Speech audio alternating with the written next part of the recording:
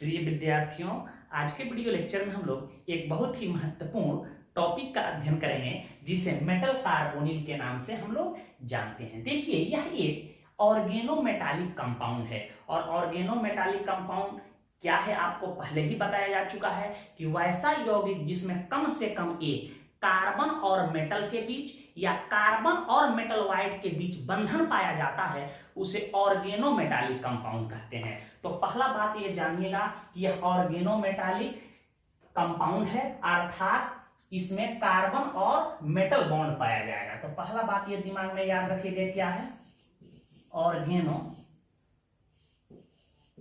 Organometallic compound है जिसमें carbon monoxide जो होता है लिगेंड का कार्य करता है, जिसमें CO एक्ट एज लिगेंड, जिसमें CO लिगेंड का कार्य करता है और इसी कार्बन मोनोऑक्साइड के C और सेंट्रल मेटल एटम जो होते हैं उनके बीच क्या होता है, बंधन ऐसे बना होता है। कार्बन और मेटल के बीच यह बॉन्ड पाया जाता है। इसमें पाई कैरेक्टर और सिग्मा कैरेक्टर दोनों पाया जाता है। इसकी मैं चर्चा भी कर रहा हूं। तो आप इसे डिफाइन कर सकते हो छोटू कि वैसा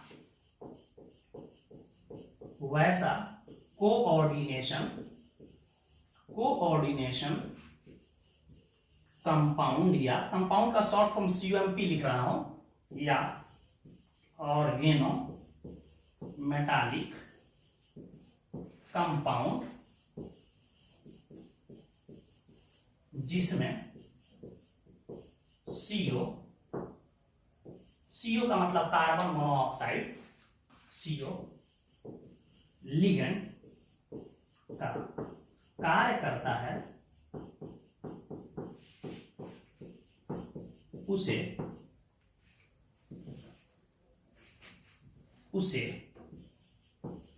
मेटल कार्बोनिल्स या इसी को हम लोग होमोलैक्टिक कार्बोनिल्स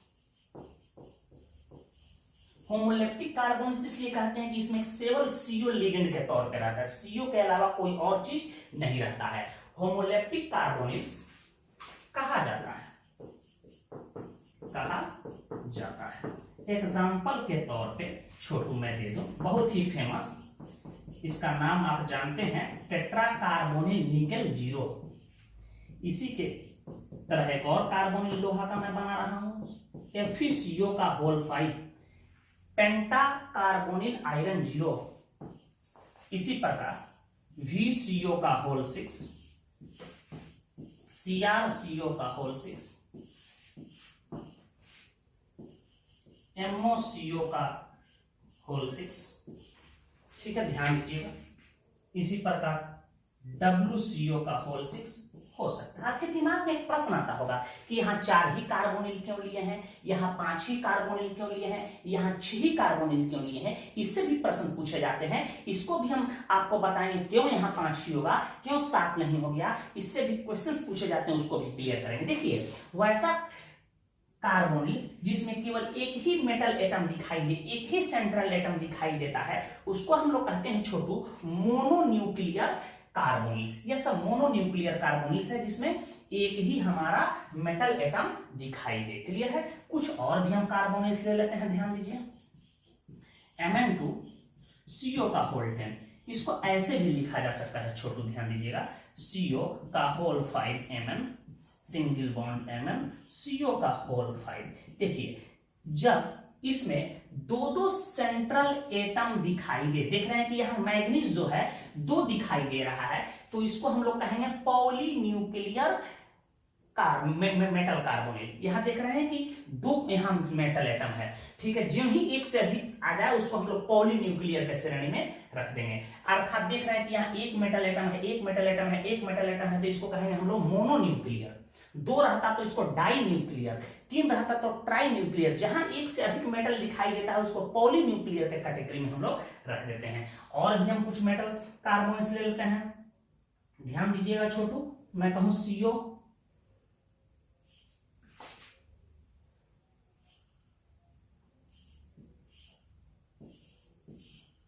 यहां देख रहे हैं कोबाल्ट 2 मैंने ले लिया है, CO2 ये भी पॉलीन्यूक्लियर कॉम्प्लेक्स है, यहां देखिए Fe2 CO होल 9 ETC, यह सब मेटल कार्बोनिल्स के उदाहरण हैं। इसे नोट करें, इसके टाइप्स पर भी हम चर्चा कर रहे हैं।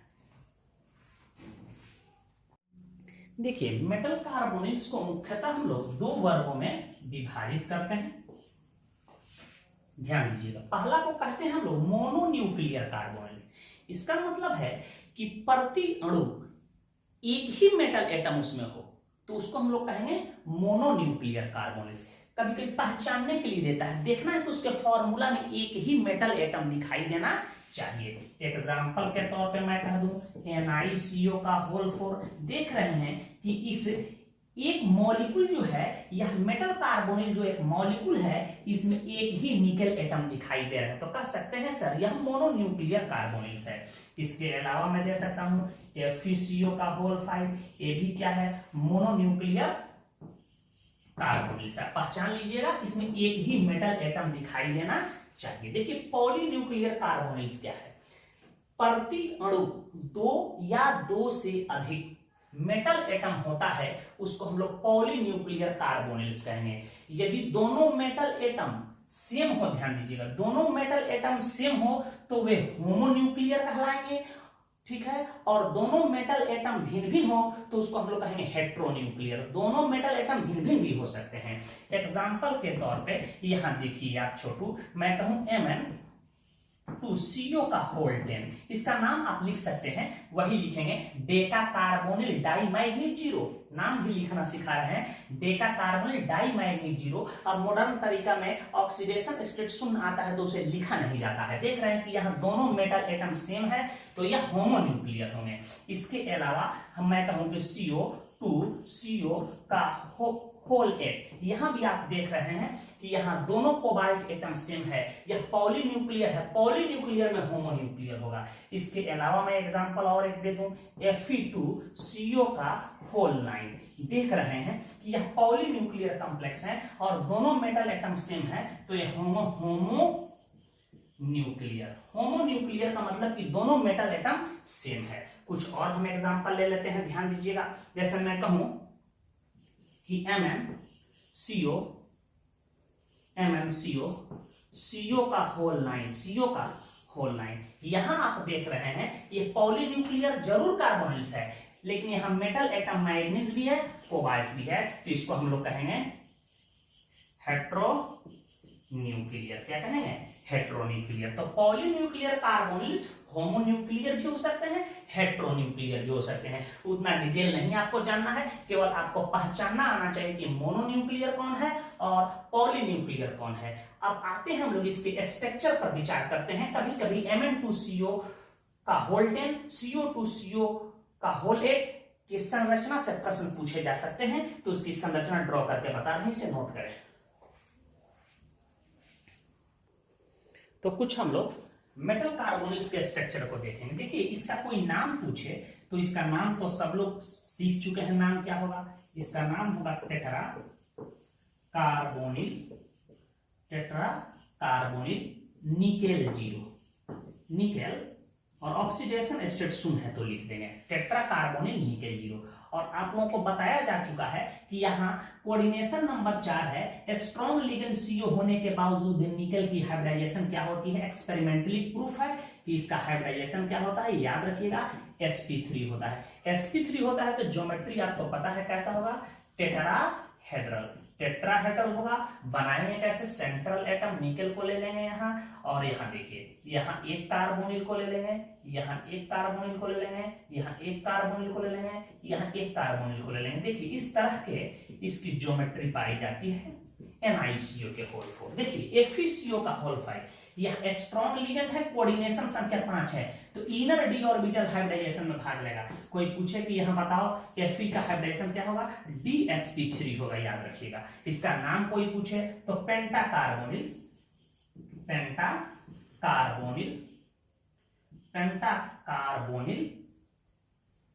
आयरन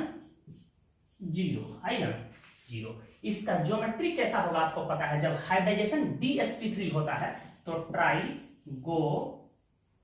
ट्राइगोनल बाई पिरामिडल होता है, ट्राइगोनल बाई पिरामिडल होता है। तो ट्राइगोनल बाई पिरामिडल बना दें, यहाँ एफ ले रहे हैं, यहाँ सीओ ले रहे हैं, यहाँ सीओ ले रहे हैं, यहाँ सीओ ले रहे हैं, यहाँ सीओ ले रहे हैं, यहाँ सीओ ले रहे हैं। इस तरह की ज्योमेट्री को ही हम लोग क्या कहते हैं बेटा, ट्राइगोनल बाई पिरामिडल। यहां देखिएगा, कोई पूछे कि इसका नाम बताइए, देखिए यहाँ स्ट्रॉन्ग लिगेंड है, स्ट्रॉन्ग लिगेंड है, स्ट्रॉन्ग लिगेंड है, तो कोई पूछे कि इसका हाइब्रिडाइजेशन बताओ, तो हाइब्रिडाइजेशन क्या होगा, आपको इनर डी ऑर्बिटल भाग लेगा, D2sp3 होगा, कंफर्म है। इसका नाम आपको पता है, हेक्सा कार्बोनिल, लिख सकते हो hexa carbonyl, hexa carbonyl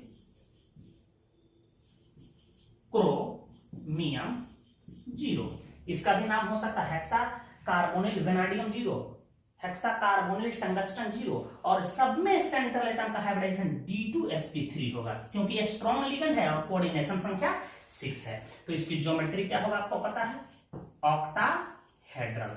octahedral कैसे जानते हैं, यहाँ क्रोमियम बना दो, यहाँ सीओ लिगेंड, यहाँ सीओ लिगेंड, यहाँ सीओ लिगेंड, यहाँ सीओ लिगेंड, यहाँ सीओ लिगेंड, यहाँ सीओ लिगेंड। इसी को हम लोग छोटू कहते हैं ऑक्टाहेड्रल। बात क्लियर है। कुछ और मेटल कार्बोनिल बताते हैं, कुछ पॉलीन्यूक्लियर मेटल कार्बोनिल की हम स्ट्रक्चर बता रहे हैं, जिससे कभी कभी ऑब्जेक्टिव क्वेश्चंस पूछे जा सकते हैं, इसे नोट करें। इस पॉलीन्यूक्लियर कार्बोनिल्स को देखिए, कोई पूछे कि इसका नाम बताओ, तो देखो हर कार्बोनिल्स में मेटल एटम जो होता है उसका ऑक्सीडेशन स्टेट शून्य होगा, क्योंकि कार्बोनिल पर 0 चार्ज होता है। तो यहां देखो तो 0 हो जाएगा, तो मैग्नीज की ऑक्सीडेशन स्टेट शून्य हो जाएगा। तो यहाँ कार्बोनिल 10 है, तो आप इसे लिख सकते हो। आप नाम जो लिखने का तरीका जानते हो, decacarbonyl, decacarbonyl dimanganese, manganese 2 है तो डाई मैग्नीज, 3 आता तो ट्राई मैग्नीज, 4 आता तो टेट्रा मैग्नीज। वही टेक्निक इस्तेमाल करना है, कोई नया चीज इसमें नहीं है। डेका कार्बोनिल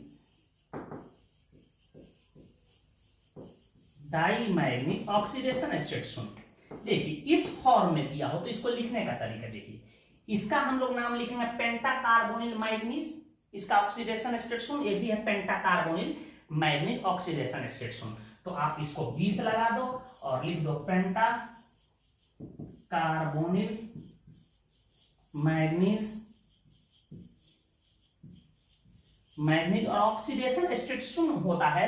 तो आधुनिक राइटरों का मानना है कि ऑक्सीडेशन स्टेट शून्य लिखने की भी आवश्यकता आपको नहीं है, क्योंकि मेटल कार्बोनिल में पता है कि ऑक्सीडेशन स्टेट शून्य होगा। तो कुछ राइटरों का मानना है कि ऑक्सीडेशन स्टेट को ना लिखा जाए, आप ऐसा लिख भी सकते हैं, तो कोई गुनाह नहीं है। अब देखिए इसके स्ट्रक्चर में, इसके संरचना में 2 स्क्वायर पिरामिडल यूनिट जो होते हैं मैग्नीज सिंगल बॉन्ड मैग्नीज से जुड़े होते हैं। ऐसे देखिए ध्यान से, इसको लिखवा भी देते हैं। यहां मैग्नीज है,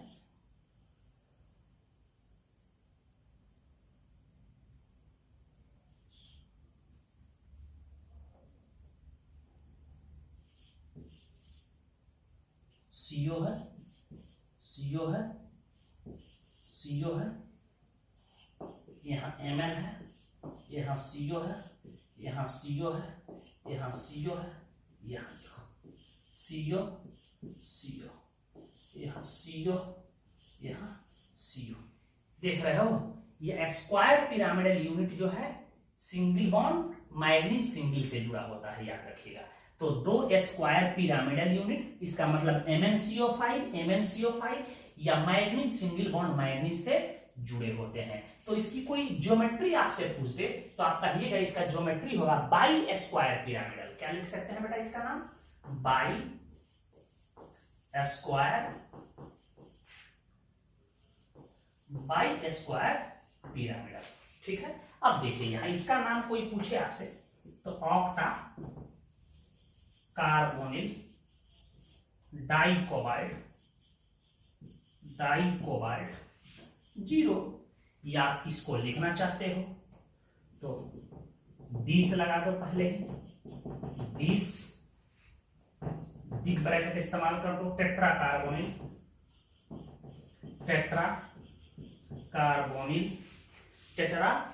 कार्बोनिल कोबाल्ट केवल लिख सकते हो। अब देखिए इसके स्ट्रक्चर में जो होता है,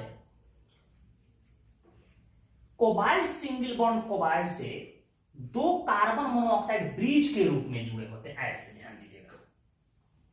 कोबाल्ट है, ये कोबाल्ट है, सीओ का देखिए सीओ ये कोबाल्ट हुआ और सी के बराबर हो तो कार्बन मोनोऑक्साइड समझना है। देखिए ध्यान से समझिए इसको,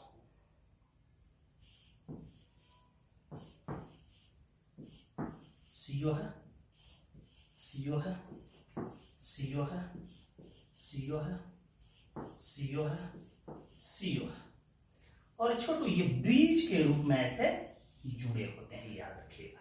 तो नोट में एक बात लिख लीजिएगा कि इसमें सीओ सिंगल बॉन्ड सीओ से दो कार्बन मोनोऑक्साइड ब्रिज के रूप में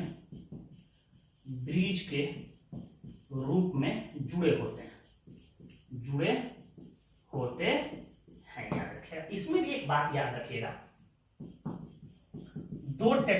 दो स्क्वायर पिरामिडल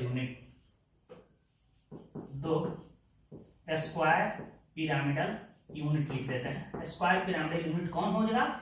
MnCO का होल 5, समझने के हम लिख देते हैं MnCO का whole 5। Mn single bond Mn से जुड़े होते हैं, याद रखिएगा, जुड़े होते हैं। जानकारी के लिए इतना बात आप याद रखिए, इसे नोट करें। हम मेटल कार्बोनिल की प्रॉपर्टीज बता रहे हैं, तो इसके महत्वपूर्ण कुछ प्रॉपर्टी है, इसको दिमाग में आप रख लीजिएगा। देखिए अधिकांश जो मेटल कार्बोनिल होते हैं आरटीपी पे सॉलिड स्टेट में पाए जाते हैं, ठीक है, परंतु आयरन के कार्बोनिल होते हैं, निकेल के जो कार्बोनिल होते हैं वे लिक्विड स्टेट में पाए जाते हैं। तो कोई पूछ दे कि किसके कार्बोनिल जो है आरटीपी पे लिक्विड स्टेट में, FeCO का होल 5 और NiCO का होल 4 जो या लिक्विड स्टेट में होते हैं, ठीक है, ये दोनों बात याद रखिएगा, ठीक है। दूसरा बात कि मोनोन्यूक्लियर जो कार्बोनिल होते हैं वे वाष्पशील होते हैं, वोलाटाइल नेचर के होते हैं, विषैला होता है, वे रंगहीन हो सकते हैं या हल्के रंग के होते हैं। जबकि दूसरे तरफ जितने भी पॉलीन्यूक्लियर कार्बोनिल होते हैं वे डीप कलर के होते हैं। जैसे FeCO के होल 5 यह एक मोनोन्यूक्लियर कार्बोनिल है, यह स्ट्रॉ कलर, स्ट्रॉ का मतलब होता है घास भूसा, भूसा का कलर देखते हैं हल्का पीले रंग का होता है, या उसी को हम लोग कहेंगे पेल येलो, हल्का पीले रंग का होता है। स्ट्रॉ का मतलब होता है घास भूसा, तो भूसा का रंग तो आप पीला देखें, हल्का पीला रंग का होता है। उसी प्रकार Fe3CO12 है यहाँ, यह डीप ग्रास ग्रीन सॉलिड होता है। कोई इसका नाम पूछे तो कहता है डोडेका कार्बोनिल ट्राई आयरन 0, आप इसका नाम लिख सकते हो, ठीक है, याद रखिएगा। प्राय सभी मेटल कार्बोनिल जो होते हैं कोवैलेंट नेचर के होते हैं, या यूं कहें कि कोऑर्डिनेट बॉन्ड बनता है तो उसको हम कोऑर्डिनेशन कंपाउंड कहेंगे, ठीक है, नेचर के होते हैं। तथा ये ऑर्गेनिक सॉल्वेंट या हाइड्रोकार्बन सॉल्वेंट जो होते हैं में घुलनशील होते हैं, ये बात याद रखिएगा। तो जितने भी मेटल कार्बोनिल होते हैं वे ऑर्गेनिक सॉल्वेंट में घुलनशील होते हैं, केवल FeCO का होल 9 या नहीं घुलता है। देखिए इसका नाम आप नोना कार्बोनिल डाई आयरन 0 लिख सकते हो, लेकिन नोना का प्रयोग जनरली इनऑर्गेनिक केमिस्ट्री में इन का होता है, तो इसका नाम होगा इना कार्बोनिल डाई आयरन 0, इसका नाम हो सकता है, ठीक है। ये बहुत ही महत्वपूर्ण लाइन है, ये कई बार कंपटीशन में पूछा जा चुका है। VCO के होल 6 को छोड़ दिया जाए तो सभी मेटल कार्बोनिल होते हैं जो डायामैग्नेटिक नेचर के होते हैं, क्योंकि इनके पास अनपेयर्ड इलेक्ट्रॉन नहीं पाया जाता है। तो कई बार पूछा गया कि कौन ऐसा मेटल कार्बोनिल है जो पैरामैग्नेटिक नेचर का होता है? VCO का होल 6, याद रखिएगा। देखिए मेटल कार्बोनिल की जो रिएक्टिविटी होती है, क्रियाशीलता, वह दो कारणों से होती है। एक तो सेंट्रल मेटल एटम के द्वारा उनकी क्रियाशीलता को हम लोग डिटरमाइन करते हैं, और CO लिगेंड के कारण उनमें क्रियाशीलता पाई जाती है। तो सेंट्रल मेटल एटम मैंने लिख दिया है कि मेटल कार्बोनिल की रिएक्टिविटी सेंट्रल मेटल एटम और CO लिगेंड के कारण होती है। तो इसे आप नोट करें। अब प्रश्न उठता है कि मेटल कार्बोनिल को बना कैसे लेते हैं, इसका उपयोग कैसे किया जाता है, उसको भी बता रहे हैं, नोट कीजिए, देख लीजिए बनाते कैसे हैं। देखिए फाइनली डिवाइडेड, मैंने सूक्ष्म विभाजित मेटल पे को जब हम लोग कार्बन मोनोऑक्साइड के साथ गर्म करते हैं तो सिंपल मेटल कार्बोनिल बन जाते हैं। तो एक बात याद रखिएगा, फाइनली डिवाइडेड, इसका मतलब होता है सूक्ष्म विभाजित, महीन चूर्ण उसके, ठीक है। फाइनली डिवाइडेड मेटल को CO के साथ गर्म करने पर मेटल कार्बोनिल्स बनता है। वैसे बनाने की विधि आपको नहीं पढ़ना है। जैसे देखिए, निकल को यदि इस कार्बन मोनोऑक्साइड के साथ RTP पर ही रिएक्शन करके निकल टेट्रा कार्बोनिल का निर्माण कर लेता है। निकल टेट्रा कार्बोनिल, इसको संतुलित करो, 4 कार्बन मोनोऑक्साइड ले लो। यदि आयरन लोगे Fe कार्बन मोनोऑक्साइड, इसको लगभग 200 डिग्री सेल्सियस हाई प्रेशर पर लेंगे तो यह लोहा जो है अपना कार्बोनिल का निर्माण कर लेता है। यदि MO हम ले लें और CO ले लें, इसको भी हम 200 डिग्री सेल्सियस लगभग 250 ATM वायुमंडलीय दाब पे हम लोग इसको ले लें तो यह MO भी अपना कार्बोनिल बना लेगा। ETC देख रहे हैं आप, इस तरह से मेटल कार्बोनिल बना सकते, और भी टेक्निक है मेटल कार्बोनिल बनाने का। एक बात याद रखिएगा, मेटल कार्बोनिल्स का प्रयोग इंडस्ट्री में उत्प्रेरक के रूप में तथा ऑर्गेनिक कंपाउंड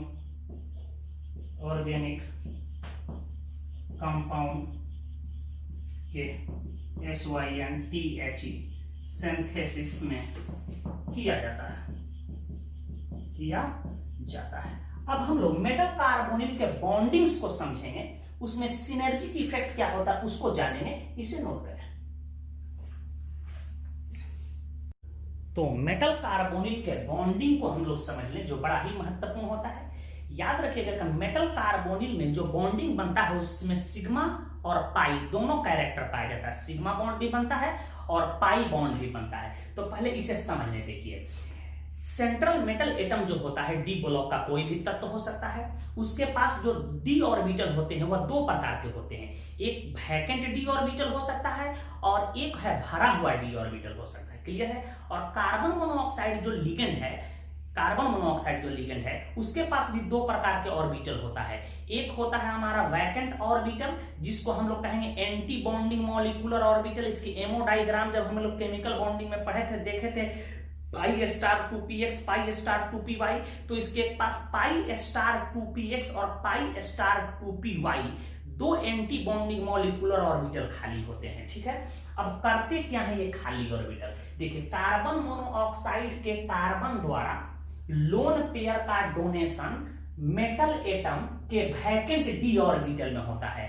कार्बन मोनोऑक्साइड के कार्बन जो होते हैं अपने लोन पेयर को डोनेट करते हैं और वो मेटल एटम क्या करता है, अपने डी ऑर्बिटल, खाली डी ऑर्बिटल में उसे सम्मिलित कर लेता है, जिसके फलस्वरूप क्या होता है, कार्बन और मेटल के बीच सिग्मा बॉन्ड बनता है। कोऑर्डिनेट बॉन्ड बनेगा, उसको हम लोग सिग्मा बॉन्ड कह रहे हैं। चूंकि कोऑर्डिनेट बॉन्ड ही कोवैलेंट बॉन्ड का ही प्रकार है, उसको हम लोग सिग्मा मेटल ऐसे डिनोट कर रहे हैं। ठीक है। मेटल और कार्बन के बीच कौन बॉन्ड बनेगा? Sigma bond. कब बनेगा? जब कार्बन मोनोऑक्साइड के कार्बन अपने लोन पेयर को डोनेट करेगा मेटल एटम को, और वह इलेक्ट्रॉन जो है मेटल एटम के वैकेंट डी ऑर्बिटल में जाएगा, तो कार्बन और मेटल के बीच सिग्मा बॉन्ड बनेगा। क्लियर ही बात? दूसरा बात क्या होता है, मेटल के पास डी ऑर्बिटल 2 होंगे, एक खाली डी ऑर्बिटल होंगे और एक भरा हुआ डी ऑर्बिटल। मेटल के फील्ड डी ऑर्बिटल, जिसके पास इलेक्ट्रॉन होता है, के द्वारा इलेक्ट्रॉन का डोनेशन होता है। मेटल एटम भी क्या करते हैं, अपने इलेक्ट्रॉन का डोनेशन करते हैं। डोनेशन CO के vacant anti bonding molecular orbital में होता है। कार्बन मोनोऑक्साइड के vacant anti bonding molecular orbital में मेटल एटम क्या करते हैं, अपने इलेक्ट्रॉन को डोनेट करते हैं। और वो एंटी बॉन्डिंग मॉलिक्यूलर ऑर्बिटल कौन हो सकते हैं, π2px या π2py में होता है, जिससे मेटल और carbon metal carbon pi bond बनता है, मेटल और कार्बन के बीच पाई बॉन्ड बनता है, उसको हम पाई एम ऐसे डिनोट किया बनता है। इसे बैक बॉन्डिंग या बैक डोनेशन के नाम से हम लोग जानते हैं, इसी को बैक बॉन्डिंग के नाम से जानते हैं। और ऐसे लिगेंड, यहाँ CO क्या है, कार्बन मोनोऑक्साइड, इलेक्ट्रॉन क्या कर रहा है, ग्रहण कर रहा है अपने एंटी बॉन्डिंग ऑर्बिटल में, तो इसी को हम लोग कहेंगे पाई एक्सेप्टर, या इसी को हम लोग कहेंगे पाई एक्सेप्टर कहेंगे, या इसी को हम लोग पाई एसिड लिगेंड कहेंगे। चूंकि इलेक्ट्रॉन को ये लिगेंड क्या कर रहा है, ग्रहण कर रहा है,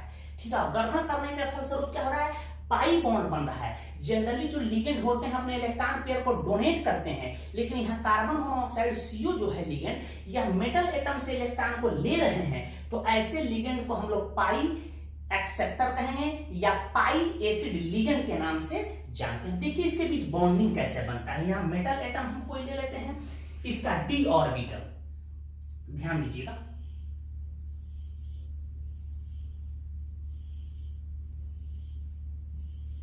देखिए ये जो d ऑर्बिटल है मेटल के पास, इसमें हम इलेक्ट्रॉन दिखा रहे हैं कि यह भरा हुआ है, इसी को कहते हैं मेरे भाई फील्ड d ऑर्बिटल, इसको कहेंगे वैकेंट d ऑर्बिटल या मेटल एटम है।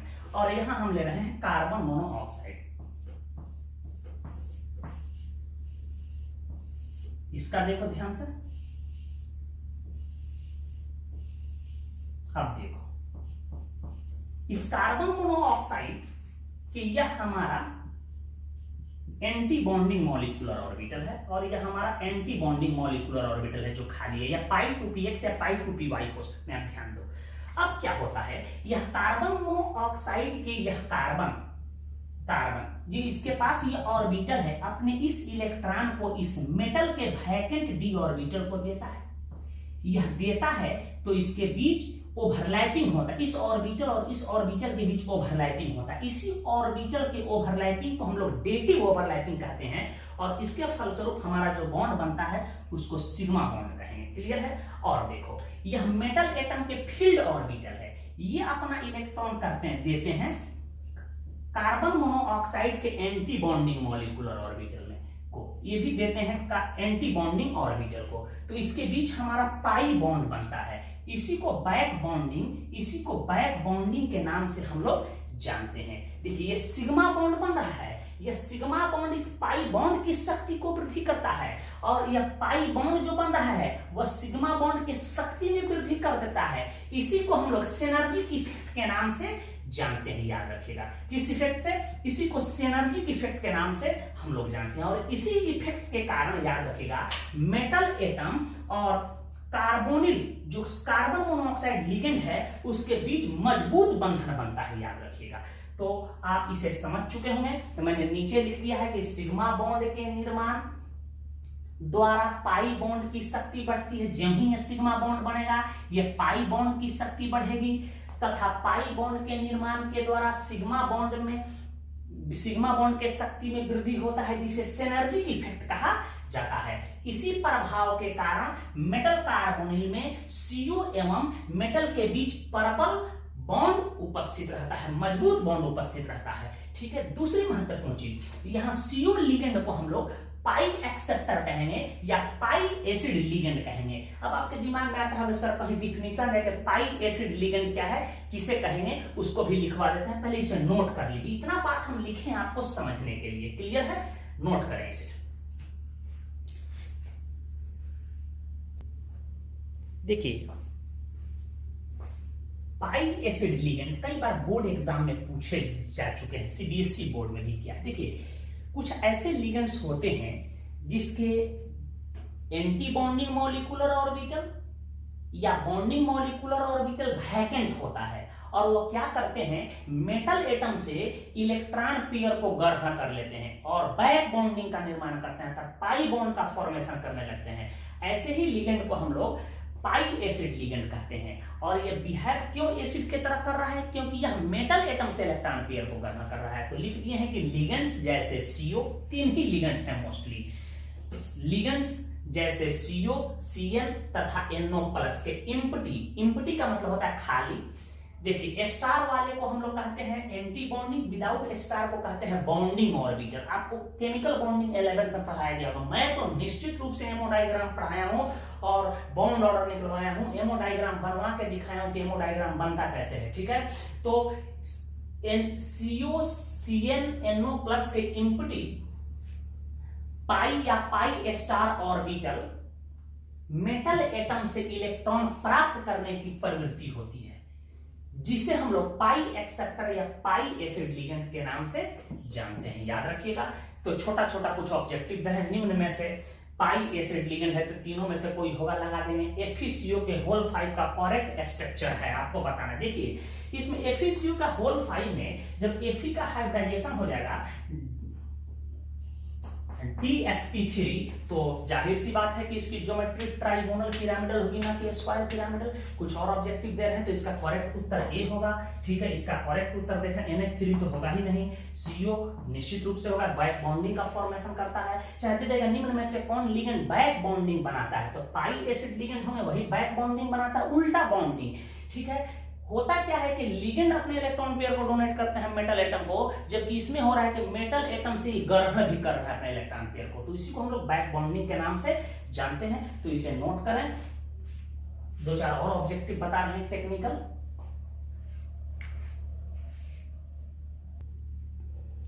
इन प्रश्नों का उत्तर आपको देना है कि निम्न में से कौन मेटल कार्बोनिल पैरामैग्नेटिक नेचर का होता है। प्रॉपर्टी में बताया है कि कौन होगा, पैरामैग्नेटिक नेचर का होता है।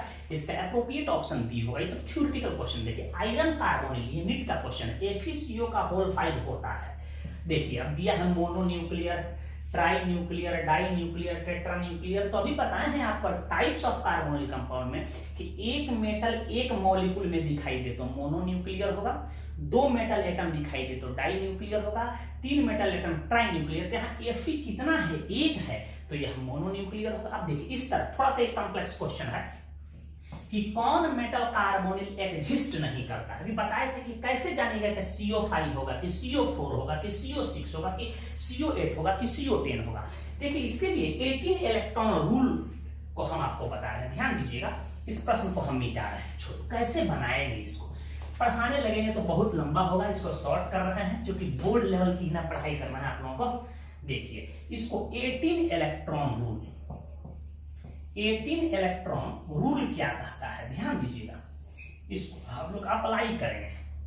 देखिए वैसे मेटल कार्बोनिल जिसके पास 18 इलेक्ट्रॉन हो, कैसे हम निकाल देंगे, valence electron plus number of electron gain by gain by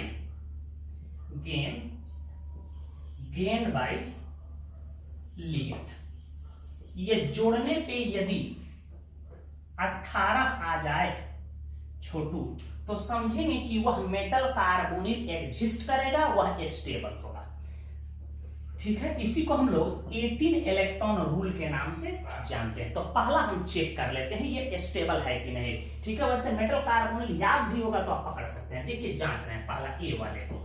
यहाँ क्रोमियम है, क्रोमियम की ऑक्सीडेशन स्टेट 0 है, तो क्रोमियम का इलेक्ट्रॉनिक विन्यास होगा आर्गन 18, 3d4s 18, 1 19 और 5 24। तो इसका वैलेंस इलेक्ट्रॉन तो हुआ 6, और लिगेंड कितना इलेक्ट्रॉन डोनेट करेगा, कार्बन मोनोऑक्साइड में कार्बन 2 इलेक्ट्रॉन क्या करता है, डोनेट करता है क्रोमियम को। आपको पता है हमेशा CO 2 ही इलेक्ट्रॉन को डोनेट करेगा। देखे थे हम लोग जब इसके स्ट्रक्चर बनाए थे मेटल कार्बोनिल की बॉन्डिंग, तो देख रहे हैं कि उसमें कार्बोनिल कितना है, तो नंबर ऑफ इलेक्ट्रॉन हम यहां बता रहे हैं, गेन बाय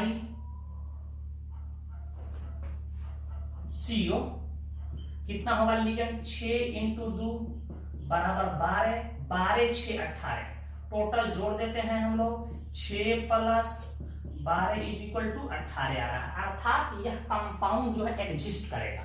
देखिए FeCO का भी हम जोड़ के चेक कर लेते हैं, बी वाले ऑप्शन को भी, लोहा को चेक कर लेते हैं, आर्गन 18, 4s 3d, या 3d पहले लिख लो तुम्हारी मन, 3d 4 18 तो 20 × 26, तो यहाँ हमारा वैलेंस इलेक्ट्रॉन कितना हो गया बेटा, देख रहे 6 2 8 हो गया, और लिगेंड यहाँ है तो 5 दूनी के 10 होगा, 5 दूनी के 10, 10 8 18, ये भी कंपाउंड एग्जिस्ट करेगा। सी वाले को यहाँ चेक कर लेते हैं, Mn है, Mn का इलेक्ट्रॉनिक विन्यास हो जाएगा आर्गन 18 3d4s, 18 2 20 5 25, तो इसका वैलेंस इलेक्ट्रॉन हमारा क्या होगा 7 हो गया। बाह्य कक्ष में कितना इलेक्ट्रॉन है 7, और प्लस लिगेंड के द्वारा डोनेट किएगा 5 दूनी के 10 2 5 10, देख रहे हैं कि 5 दूनी के 10 7 17 आ रहा है, अर्थात ऐसे कॉम्प्लेक्स स्टेबल नहीं होगा, वह एग्जिस्ट नहीं करेगा, अर्थात यह मेटल कार्बोनिल एग्जिस्ट नहीं करेगा। तो बी वाले आंसर पर टिक लगा देंगे। इसको भी चेक कर लेते हैं, देख लो डी वाले को भी चेक कर लेते हैं। निकल का क्या होगा आर्गन 18, निकल का होता है आर्गन 18 3d4s, 18 2 20 8 28, इसका वैलेंस इलेक्ट्रॉन कितना हुआ 10, तो 10 आप प्लस 2 × 4 8 बराबर 18, यह एग्जिस्ट करेगा। तो इसी को कहते हैं 18 इलेक्ट्रॉन रूल। यदि जो कॉम्प्लेक्स जो मेटल कार्बोनिल इसको फुलफिल करता है उसको हम लोग स्टेबल मानते हैं, ठीक है। तो इसका करेक्ट आंसर हमारा बी होगा, ये एग्जिस्ट नहीं करता है। कुछ हम शॉर्ट क्वेश्चंस दे रहे हैं लिख के लाने के लिए, घर पे आप उसे लिख के लाइएगा, इसे नोट करें। देखिए सीबीएसई बोर्ड में 2-3 बार ये प्रश्न डायरेक्ट पूछे गए हैं कि CuNH3 से स्ट्रॉन्ग लिगेंड है क्यों, ठीक है। इसका उत्तर यदि आप भूल जाए तो डायरेक्ट लिख दीजिएगा कि सिनर्जिक इफेक्ट के कारण या सिनर्जिक बॉन्डिंग के कारण CuNH3 से स्ट्रॉन्ग लिगेंड है। या आप समझा के लिख सकते हैं कि लिगेंड CO के पास empty anti bonding molecular orbital, आप पोस्ट में लिख सकते हो π*2px π*2py होता है। जो मेटल एटम से क्या करते हैं, जो मेटल एटम के फील्ड d ऑर्बिटल से ओवरलैप करके पाई बॉन्ड बनाता है, जिसको हम लोग बैक बॉन्डिंग कहते हैं, पाई बॉन्ड बनाता है, जिसके का इसी को हम लोग सिनर्जिक इफेक्ट कहेंगे। पाई बॉन्ड बनाता है और क्या करता है, और कार्बन मोनोऑक्साइड के कार्बन जो होते हैं ये अपने इलेक्ट्रॉन युग्म को प्रदान करके क्या करता है, सिग्मा बॉन्ड बनाता है, भी समझाए हैं, बैक बॉन्डिंग बनाता है, ठीक है, या पाई बॉन्ड बनाता है, जिसके कारण है डेल्टा नॉट, जिसको हम लोग क्रिस्टल फील्ड स्टेबलाइजेशन एनर्जी बढ़ जाता है। और जब क्रिस्टल फील्ड स्टेबलाइजेशन एनर्जी का मान बढ़ता है या जिसका ज्यादा होता है उसी को हम लोग कहते हैं स्ट्रॉन्ग लिगेंड। इसलिए CuNH3 से परबल लिगेंड है। या ये भी लिख सकते हैं कि सिनर्जिक बॉन्डिंग के कारण CuNH3 से परबल लिगेंड है। या ये कह सकते हैं कि सिनर्जिक इफेक्ट के कारण CuNH3 से परबल लिगेंड है। इतना बात आप लिख सकते हो। स्पेक्ट्रोकेमिकल सीरीज आपको हम रटवाए थे, उसमें देख रहे थे कि जो लिगेंड होते हैं बढ़ते हुए क्रिस्टल फील्ड स्टेबलाइजेशन के क्रम में सजे होते हैं, बढ़ते हुए अपने शक्ति के क्रम में सजे होते हैं, उसमें CO सबसे लास्ट में था, सबसे यह परबल होता है। इस तरह से छोटे छोटे प्रश्न पूछे जा सकते हैं कि बाइडेंटेट लिगेंड्स का उदाहरण दें, हेक्साडेंटेट लिगेंड्स के उदाहरण दें, ठीक है, आपको देना होगा। सेंट्रल एटम का नाम बताएं जो हेमोग्लोबिन क्लोरोफिल विटामिन B12 में होता है। हेमोग्लोबिन में आयरन होता है, क्लोरोफिल में मैग्नीशियम, विटामिन B12 में कोबाल्ट। देखिएगा विटामिन B12 से में बहुत सारा कंफ्यूजन है। कुछ किताब लिखता है कि इसमें कोबाल्ट होता है, वो कंफ्यूजन है। कुछ लिख दिया कि कोबाल्ट +2 अवस्था में होता है, कुछ लिखता है कि कोबाल्ट +3। जनरली कोबाल्ट याद रखिएगा ट्राईवैलेंट फॉर्म में पाया जाता है, तो विटामिन B12 में कोबाल्ट होता है लेकिन ट्राईवैलेंट CO+3 के रूप में पाया जाता है। और हेमोग्लोबिन में आयरन Fe+2 के रूप में होता है। इनका आयु पैटर्न लिखना है। देखिए अब आपके टॉपिक में, आपके इस कोऑर्डिनेशन केमिस्ट्री में आइसोमेरिज्म पार्ट बचा हुआ है। वैसे सीबीएसई इस साल आइसोमेरिज्म पार्ट को रिड्यूस कर दिया है सिलेबस से, फिर भी हम एक अंतिम वीडियो लेक्चर आइसोमेरिज्म का बना देंगे ताकि आपको जेई और नीट से में कोई भी क्वेश्चन आए छूटे नहीं। और एक और टॉपिक इंजीनियरिंग के सिलेबस में पढ़ना है ऑर्गेनोमेटालिक कंपाउंड। तो ऑर्गेनोमेटालिक कंपाउंड में भी हम कोशिश करेंगे कि वीडियो बनाएं। वैसे ऑर्गेनोमेटालिक कंपाउंड आपके एनसीईआरटी के सिलेबस में कहीं नहीं है, ठीक है। आप इसे बनाइएगा, घर पे समझिएगा, कॉपी को रिवीजन करते चलिएगा। हम लोग नेक्स्ट एपिसोड में पी ब्लॉक एलिमेंट को शुरू करेंगे, ठीक है। उससे हमेशा long question, short question, objective पूछे जाते हैं, तो पी ब्लॉक शुरू करेंगे और आइसोमेरिज्म के एक अलग से हम आपको वीडियो प्रोवाइड कर देंगे। धन्यवाद।